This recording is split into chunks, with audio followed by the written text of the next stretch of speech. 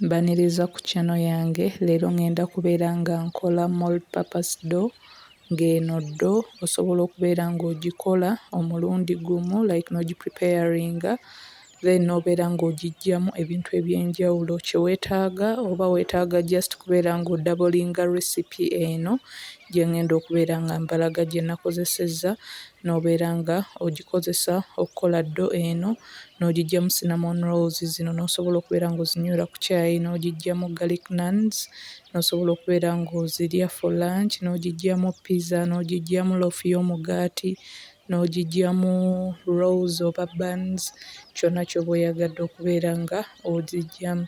Bw'obadde tonnaba kusubscribinga, please subscribe, likinga video and leave a comment below tugende maaso ne video. So bye bino bye ngenda okubeera nga nkozesa. Ninamu eggi, ninamu yogurt, ninamu baking powder, yeast, eŋŋano, mulimu amata, byandowooza bye tugenda okubeera nga tukozesa. Twerabira kubeera ng'onyiga kade ku turninga on notifications zo obeere notified buli lwe mba nga mpostinze video empya. Kwata amata making sure nti gali ku room temperature nga like tegayokya nnyo ate nga tegannyogoga, so nga gali awo ku room temperature obeere ng'ogateekamu mu mixing bowl yo oba mu bowl gy'ogenda okubeera ng'omixingiramu. Oluvannyuma okwate yeast omuteekemu, oteekemu omunnyo, sukaali ne baking soda obeere ng'otabula paka nga byonna byetabudde bulungi. Oluvannyuma beera nga ogattamu yogati, owisikinge bulungi nga temuliimu mpolunguse yonna.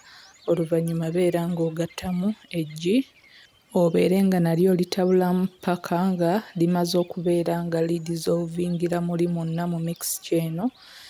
Beera ng'osembyayo eŋŋano ogi-addingemu nayo mu bits oba mu bitundutundu nga bw'otabulamu era nga bw'okanda okubeera nga ofoominga dough enkwafu bulungi. Dough kw'ogirabira nti kati eri ready kwe kubeera nga tekyakukwata ku ngalo.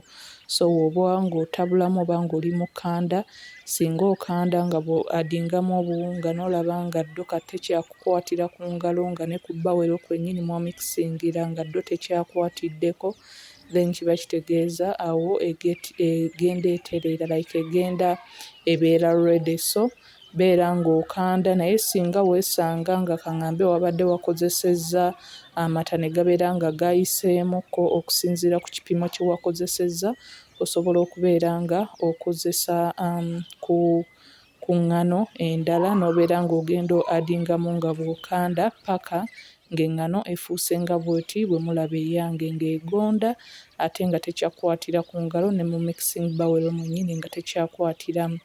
Then oluvannyuma lw'okubeera nga tumaliriza okubeera nti tugikanda, beera ng'ogibikkako ogireka erestinge oba ebeere ng'ezimba wakati wa ssaawa emu ku bbiri. Dough nga bw'erestinga tugenda kubeera nga tukolako filling gwe tugenda okubeera nga tukozesa mu cinnamon rolls. Tugenda kuba nga tukozesa brown sugar, butter oba prestige, tugattemu ne cinnamon. Cinnamon ono oteekamu okusinziira ku taste yo ne preference nti singa oba obadde oyagala rolls zino zibeere nga cinnamon ono awunyamu nnyo, osobola okubeera ng'oyongerako mikisinga paka nga byonna byemixinze bulungi. Then oluvannyuma lw'essaawa 2 osobola okulaba nti eŋŋano yazimbye dda, so beera ng'ogiggyamu ogidividinge, emu obeere ng'ogikiipinga wabbali ng'ogibisseeko bulungi nnyo. Then eno gy'ogenda okubeera ng'okozesa eya cinnamon rolls, beera nga otandika okugidasitingako n'eŋŋano. Kino kikusobozesa okubeera nga esobola okuba ng'estretchinga buli w'otandika okubeera ng'ogiroolinga, kuba singa oba obadde tokozesezza ŋŋano eba tejja kubeera ng'estretchinga. So tandika okubeera ng'oroolinga bulungi, naye bw'oba oroolinga making sure nti akantu togireka nnyo dough okubeera ng'eri so thin, gireke ng'erikoko omubiri, obugaati busobole okuvaayo nga buyinako ku mubiri. So bw'oba omaliriza okubeera ng'oroolinga, beera ng'otandika okuteekako filling eya brown sugar, butter ne cinnamon, omakinge sure nti ekavarinze bulungi nnyo. Kansubire nti omaze okubeera ng'osubscribinga, oba obadde tonnaba kusubscribinga, please subscribe, likinga video and leave a comment below. Oluvannyuma beera nga otandika okufoldinga bulungi nnyo, obeere ng'omakinga oba ng'ofoominga log. Foldinga bulungi nnyo nga bw'omakinga sure nti nno ends zonna zikwata bulungi nnyo.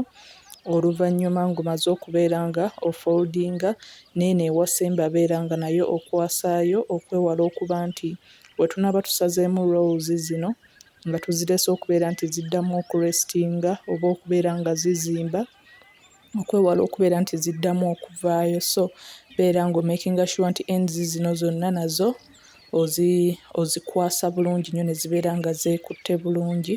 Then tandika okubeera nga osalamu okusinziira ku sayizi eya rolls z'oyagala. Meanwhile beera nga walayininze dda parchment paper ku baking tray yo kw'ogenda okubeera nga oteekako rolls zino oba nga oteekako obugaati buno bw'oba omaze okubeera ng'osala okubeera nti buzimba nga tetunnaba kubeera nga tububeekinga. Teweerabira kubeera ng'onyiga kade ku turning on notifications zo, obeere notified buli lwe mbeera nga mpostinze vidiyo. Postinga vidiyo 2 buli wiiki. Beera ng'obugaati otandika okubupanga nga w'obuspacingamukko kubanga bugenda kubeera nga buzimba. We bunaazimba bugenda kuba nga bwekwata, so buleke nga bulimukko ku bbanga, olekewoko ka space akatonotono we bunaazimbira.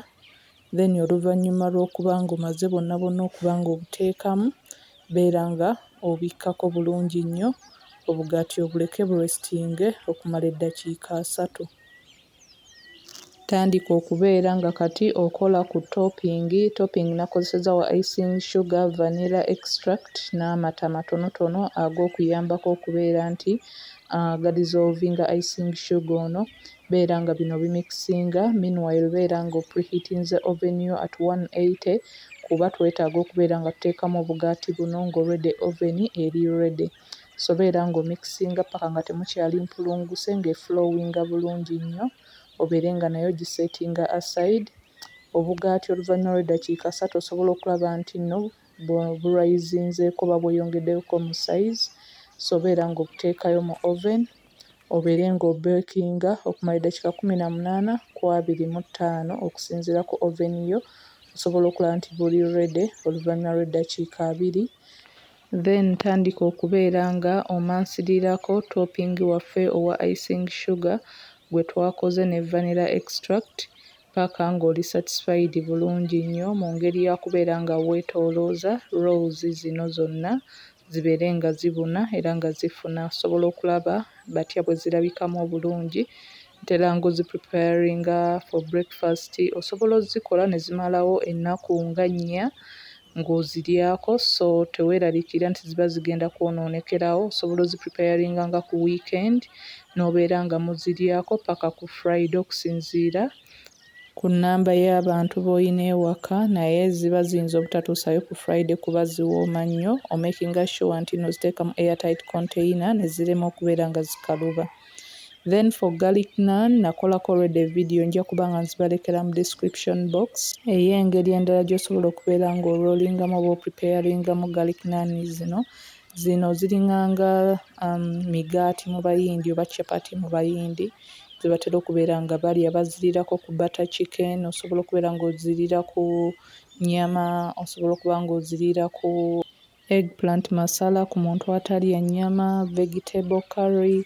So zino zonna link ngenda kubeera nga nzibalekera mu description box ez'enva ez'enjawulo z'osobola okubeera nga oliira ku nnaani zino.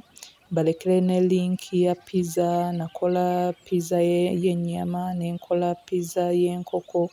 So zino zonna ngenda kubeera nga nzibalekera mu description box nti eddo eno esobola okubeera ng'ekusevinga time naddala ng'obadde oyina omukolo oba obadde oyina abagenyi.